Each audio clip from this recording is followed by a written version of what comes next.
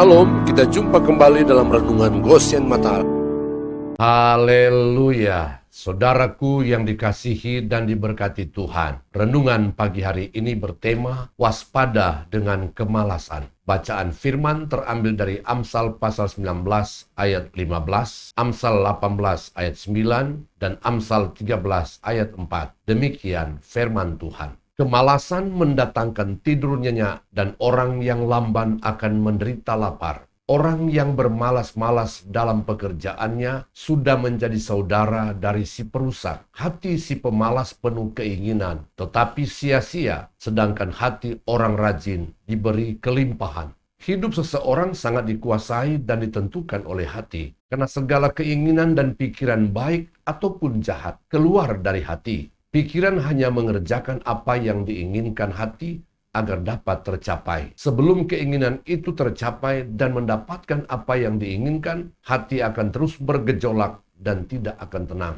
Kemalasan merupakan godaan bagi semua orang, tetapi Alkitab dengan jelas menyatakan kalau Allah memerintahkan manusia untuk bekerja dan jangan malas. Karena itu, kemalasan merupakan dosa. Firman Tuhan dalam Amsal pasal 6 ayat 6 berkata, "Hai pemalas, pergilah kepada semut, perhatikanlah lakunya dan jadilah bijak." Pemalas mempunyai banyak alasan dan suka membuat alasan. Amsal 26 ayat 13, "Berkatalah si pemalas, ada singa di jalan, ada singa di lorong." Pemalas membuang-buang waktu dan tenaganya, tetapi menjadi sia-sia. Amsal pasal 18 ayat 9 dalam terjemahan Alkitab yang terbuka. Orang yang bermalas-malasan dalam pekerjaannya adalah saudara dari orang yang merusak. Pemalas percaya kalau ia adalah orang bijaksana, padahal sebenarnya adalah orang yang bodoh. Amsal pasal 26 ayat 16. Si pemalas menganggap dirinya lebih bijak daripada 7 orang yang menjawab dengan bijaksana. Sebagai orang percaya, kita seharusnya tahu bahwa pekerjaan kita akan dihargai oleh Allah jika kita bertahan dalam ketekunan. Orang yang memiliki ketekunan adalah orang yang bisa dan dapat mengalahkan kemalasan yang mencoba mengerongrongnya. Galatia 6 ayat 9 sampai 10. Janganlah kita jemu-jemu berbuat baik, karena apabila sudah datang waktunya, kita akan menuai jika kita tidak menjadi lemah. Karena itu, selama masih ada kesempatan bagi kita, marilah kita berbuat baik kepada semua orang, tetapi terutama kepada kawan-kawan kita seiman.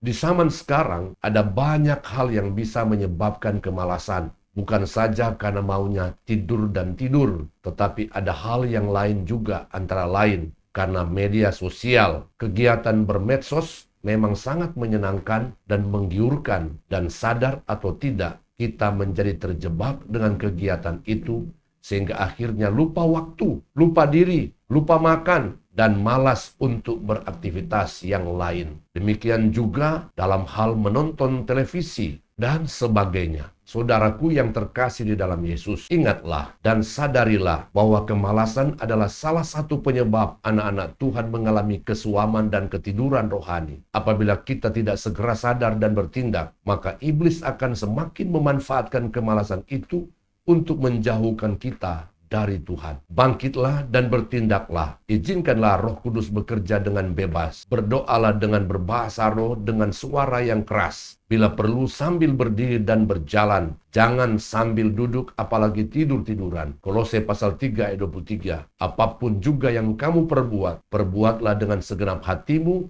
seperti untuk Tuhan dan bukan untuk manusia. Amin. Tuhan Yesus memberkati.